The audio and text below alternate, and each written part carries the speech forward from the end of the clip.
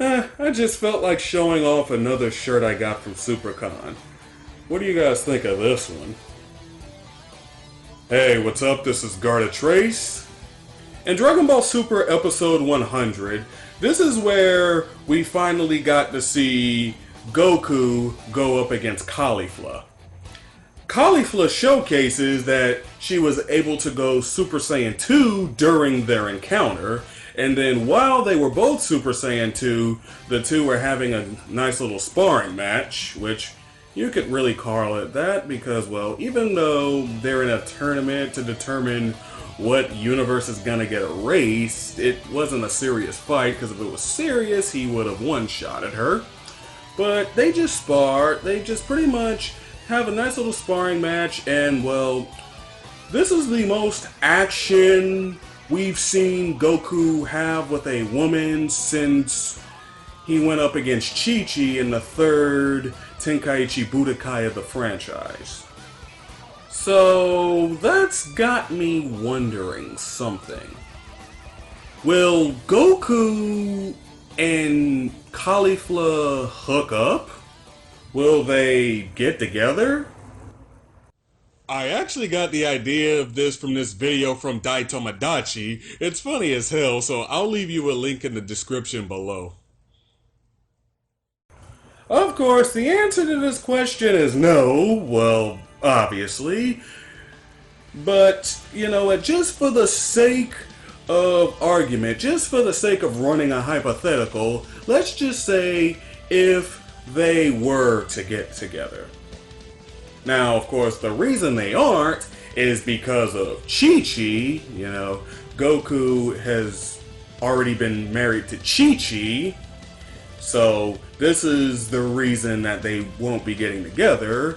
And I really don't think Dragon Ball Super will pretty much go into the direction of adultery or anything like that. But to really determine if they were to get together, first of all, let's just look at Goku's relationship with Chi-Chi. Now, they have known each other since they were kids. They've known each other since relatively early in Dragon Ball. Now, the two of them were talking, and then Chi-Chi, she brings up marriage.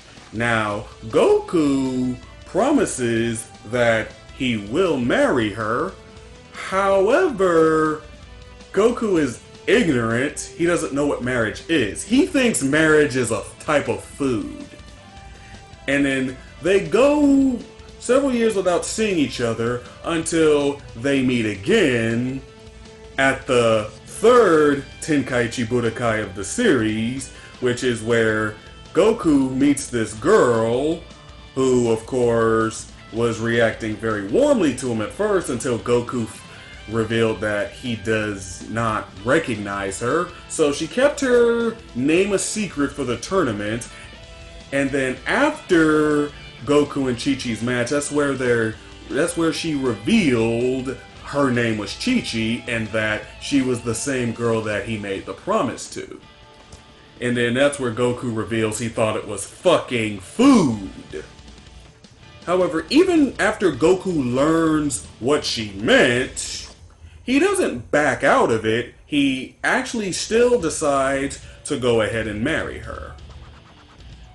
But the thing about them being married, it's not so much he married her because he's in love with her. It's more so he married her to keep a promise he made to her.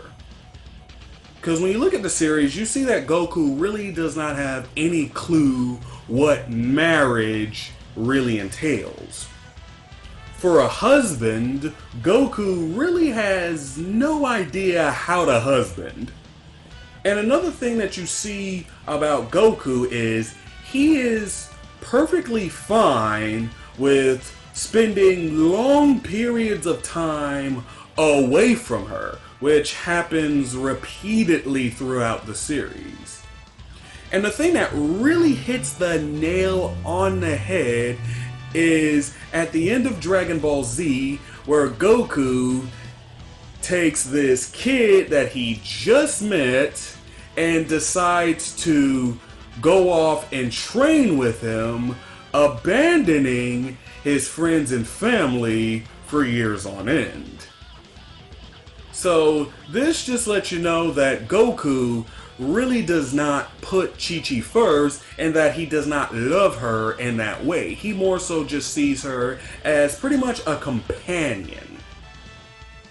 Not so much life partner.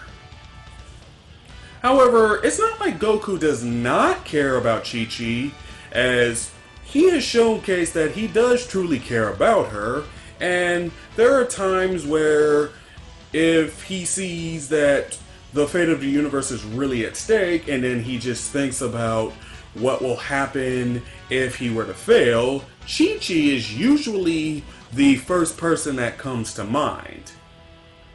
And also, in Dragon Ball Super, he even reveals that he doesn't have a problem with the fact that ChiChi is very bossy towards him, as he actually likes that about her, and that makes a lot of sense according to what Vegeta said, since, you know, the Saiyan women, they were very strong-willed women.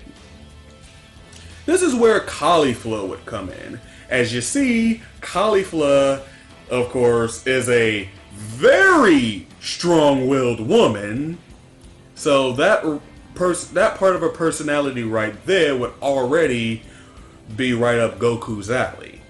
The thing about Caulifla is, unlike ChiChi, who of course does not train with Goku, and she's of course bossy of Goku, telling him, you know, to get a job and to, you know, be a better parent, a better husband and whatnot, Caulifla would really have no problem with the way Goku is. And, you know, as a matter of fact, Goku and Caulifla, there's a lot of parallels between the two of them. They have a lot of things in common. Like, let's say, for example, they're both very gifted. Now, of course, Caulifla is just ridiculous in that category, but this is not a video of me ranting about that, so I'll just leave that aside. Now, both Goku and Caulifla, they are both not a part of any organization that members of their race are usually a part of. Like, let's say, for example, Goku is not a part of the Planet Trade Organization of Universe 7, and then, of course, Caulifla is not a part of Planet Sedal's Defense Forces.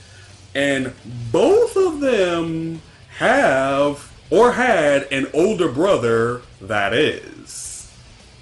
Because, of course, Goku had Raditz, and Caulifla has Renzo.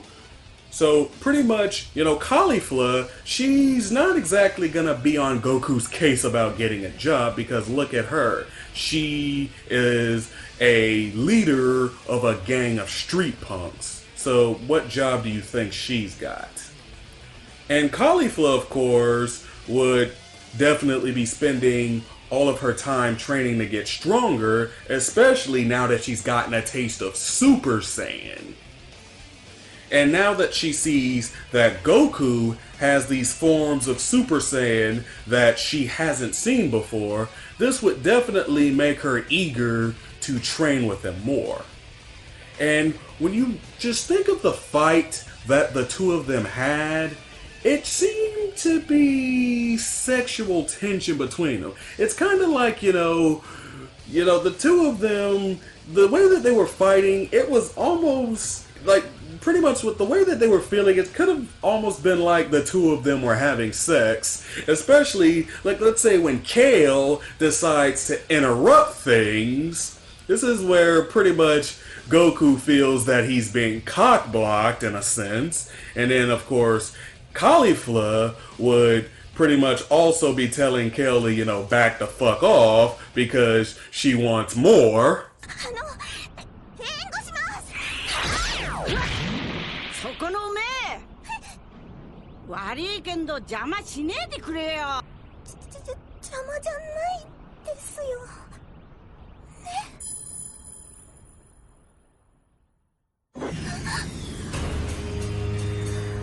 So that's kind of how you could spin it in a way, because normally Caulifla wouldn't say anything mean to Kale.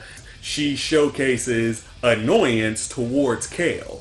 Because when it comes right down to it, Goku and Caulifla, it's like that they were made for each other, because put it this way, the two of them would essentially be a battle couple. Because you would have Caulifla, she, of course, would be up and ready to train with Goku every day of the week. And then, of course, teach her how to better control her Super Saiyan forms. それだよそれ前に一回なったきりうまくできなくて困ってたんだよポイントはやっぱ背中かゾワゾワかまあそんな感じだな Caulifla would be a character who would always be around Goku in that regard. And then, of course, as the two of them, they're spending a whole lot of quality time with one another, and well, their heart and mentally, they're very similar, as the two of them, of course, love combat. The two of them love training. They will constantly be together, testing each other out in order to get stronger. She would make the ultimate sparring partner for him, as well as the fact that the two of them, after spending so much time together, they would really develop deep feelings with one another. Because Goku, the most amount of time that Goku has spent with ChiChi would of course be the time where they got married, pretty much the time skip in between Dragon Ball and Dragon Ball Z. That's the most that the two of them have been together. But of course, ChiChi does not train with Goku, and also during that time she would not allow Gohan to receive any training. So in many ways, Goku would not develop the same level of feelings that he would for ChiChi as he could potentially for Caulifla. As, let's say if they had a kid, well then the two of them would be mother and father together, teaching their kid how to train, how to fight. They'd be training that kid every day. So in many ways, it just seems as though it's just pretty much screaming shipping. It's like they have this, it's like, you know, Toriyama created the concept of Caulifla as a means for the fans to pretty much ship Goku and Caulifla together. Because, well, let's just think about something for a minute here. In Universe 7, there are only 2 full-blooded Saiyans. As a matter of fact, there's 3 if you want to count Tarbell, but it doesn't seem like Tarbell is even a thing anymore, although he could still potentially be a canon thing, but we have had no indication that Tarbell is really gonna be a character that is to stay within the canon. He might just simply be a character that's exclusive to young Son Goku and his friends return. But anyway, we have Goku and Vegeta as the only full-blooded Saiyans of Universe 7. So that means if the two of them were to die, well then the line of full-blooded Saiyans would be wiped out completely, and that every other Saiyan to be born after them would be, you know, dual Saiyan human hybrids, like how we have Gohan, and then of course Goten and Trunks, and then Bulla, and of course Pan as their only partial Saiyans. And especially with Pan, she's only a quarter Saiyan. So it would be a nice idea to think about if, let's say, if Goku and Caulifla were to get together, and then of course they have a kid, well then we would have the first full-blooded Saiyan to be born after the destruction of planet Vegeta. And that would be a means to keep their pure bloodline constantly running. So it really just feels like the concept of Caulifla and the fact that she seems like the perfect woman for Goku, it just seems like a way for, of course, Toriyama to give the fans ideas of if the two of them could potentially ship. Now, whether or not this is actually gonna happen, like I said, I seriously doubt we're really gonna go into that direction, but my point is that Goku and Caulifla definitely make a much better couple than Goku and ChiChi, because you really can't call Goku and ChiChi a couple. It's just, he's a man, and she's a woman, and they just so happen to live in the same house, and they have sex, so you see that they have 2 children.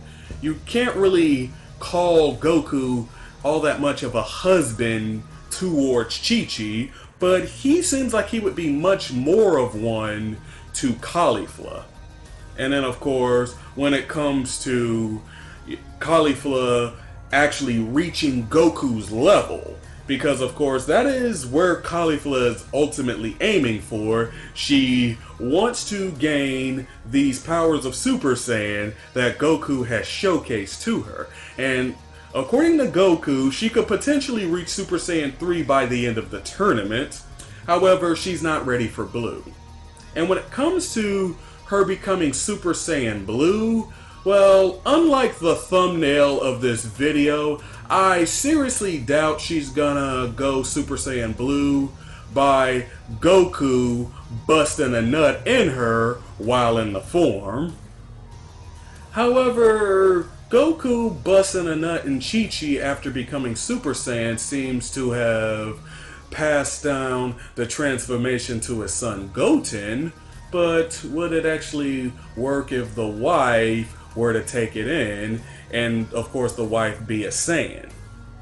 So really it seems like it could be a possibility of Caulifla training with Whis in order to unlock the form, and of course she, along with Goku, they would be training alongside each other.